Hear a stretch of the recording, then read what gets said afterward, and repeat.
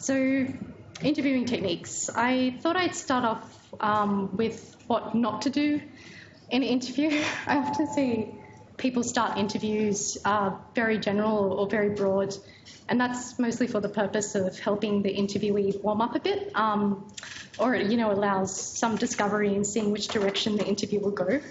And while that's important, it's often misused to the point where the interview is left very general and lacking any real direction. Especially when you start the interview, you want to give the interviewee as much guidance as possible. So the discovery part of the interview should probably come later in the process. So you're asking questions straight up with a particular focus or angle in mind.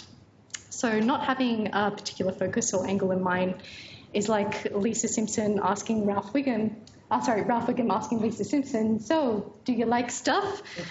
Which kind of leaves the interviewee a bit lost and giving short general answers, or they might go in the other direction and feel like it's open discussing anything and everything and, chewing up a lot of time on discussing things that are not relevant or not what you really need to know. So an example of this could be, so I heard you're working on a new app. Tell me about the new app and stuff. To which the developer might respond by giving you anything and everything from how it still needs to be properly tested, it's not yet fully working on Android, the user still needs to install a bunch of things, all the app's problems and all the developers' anxieties in trying to get this app working and robust before launch or before the release deadline.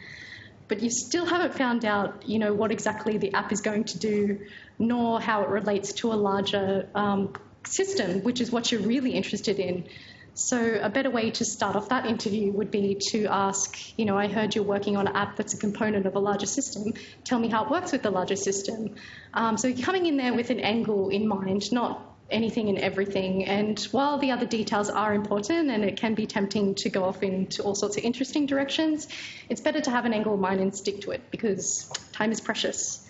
And obviously also it helps the interviewee if you brief them beforehand and let them know the aim of the meeting, but you still need an angle in mind. So don't ask questions you can simply Google. Use your time to find out, to get specifics, to get clarity, and to get detail. If you end up, using all your time on getting information that's available on the web, then you probably wasted your time because now you're left having to fill in the finer details on your own, or you have to rearrange another time with the engineer later on, which can really slow down the process of writing your docs. So, for example, spending all your time in the interview just defining things. So, for example, asking, what's a heartbeat? And have the engineer explain to you in a really drawn-out way what a heartbeat is, but never really knowing how the app works overall or how it relates to the whole product line. So you want to try to avoid those situations so you're not, asking questions they can simply Google.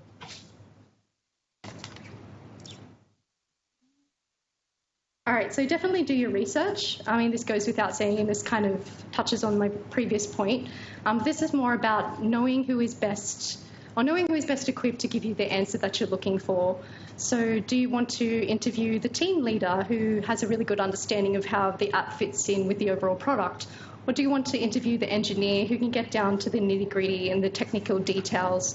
Knowing who to interview and the level of detail they can give you is important to know beforehand. So, find out who's working on what tickets are assigned to which engineers, who are the project leaders. Don't go in there thinking, I'll just ask this person, and this person is not really the right person to be interviewing in the first place.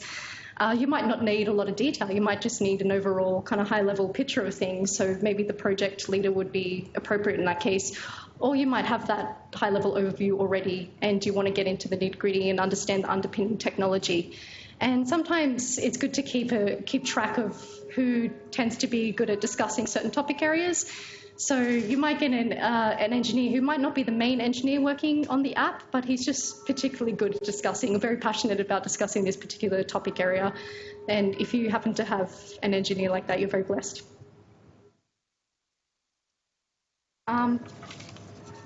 So when putting together questions, always think about what your audience would ask or what your audience would like to know. So put yourself in the audience shoes. Think about their potential concerns. You know, things like, is it going to be easy for me to upgrade? Why is it compelling for me to want to upgrade to this new app or feature? In asking these questions to engineer, it also prompts them to think about these things earlier in the process rather than later.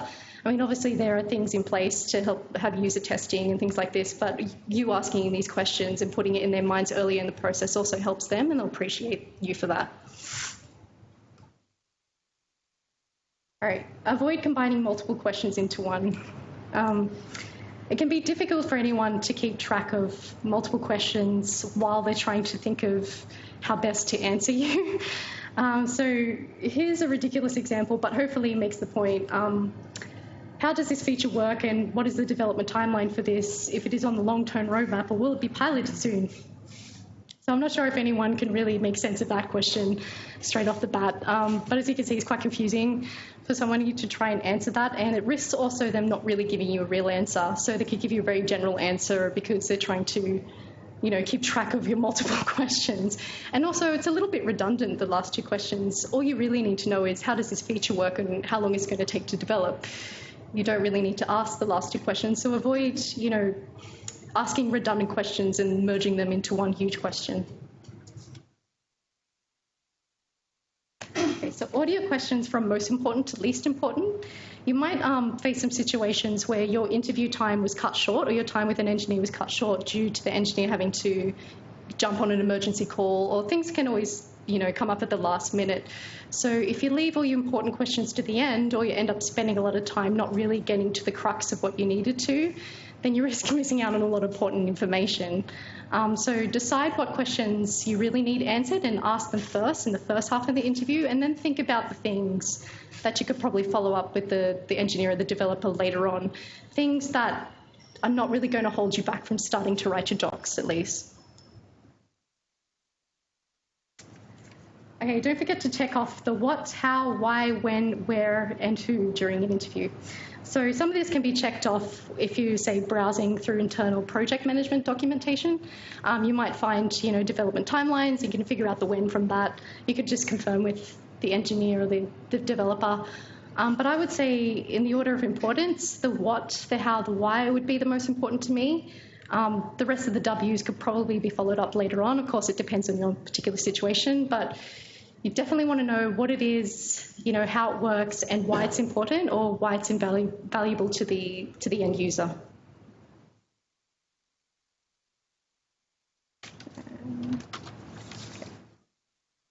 So listen attentively to explore interesting answers further. You know, you might find additional information, or sort of like a breakout box, if you want to call it, in a certain response from an engineer. So for an example, an engineer might say, oh, you know, when we were testing the app, we had to do a whole redesign of the testing framework, and now we're going to release that testing framework as part of the big package. You're like, but wait, hang on a minute, wait, there's more? So you've learned that now there's an additional feature in the works, which is, you know, making testing much more efficient. By attentively listening, you can hook into certain responses and explore them further. So this is where the discovery process takes place. Probably not at the start of the interview, but during the interview, you might get an opportunity where you can gain more content out of it, for example, and start writing about a feature that's coming up in the works, which is the exciting stuff. Yeah. So always relay back your understanding to an engineer right then and there. The worst thing you want to do, the worst thing that could happen to you is you come out of your interview thinking that you've understood everything properly, and the engineer thinks, oh yeah, she understood everything, or he or she understood everything properly, only to realize that after publishing the docs that you kind of missed the mark. So it's best to relay back your layman's kind of translation or something, which could be quite abstract. So it's always good to translate back. And a kind of funny example is, you know, an engineer might say, if they're describing the A key on a keyboard, they might have a convoluted way of saying it. So they might say the capitalized key starting at index 0 of the English alphabet, in which it's your job to say, in other words, the A key, right? Even when you think you've understood it properly, confirm anyway, because who knows, you might have misunderstood that for meaning the 0 key on a keyboard. And you've wasted all your time writing about the 0 key on a keyboard when really they meant the A key on a keyboard. So break dense technical information down into parts. Engineers can often, feed you information, or feed you lots of dense information when discussing their app or feature. So it's your job to try and break it down into parts. First of all, discuss what is this app or feature trying to achieve overall? What do you mean by detection capabilities? What is it trying to detect exactly? Is this what makes it, a better solution than the previous solution? Following the what, the how, the why can help you break dense information down into parts. And I think it's your job to do that as an interviewee and not just let somebody feed you a whole mass of information and not investigate that a little bit further or try to use the what, how, why to break it down. Okay, so when you feel like you're not getting any real answers out of your interviewee or a developer or engineer, it pays to rephrase the question or ask it differently.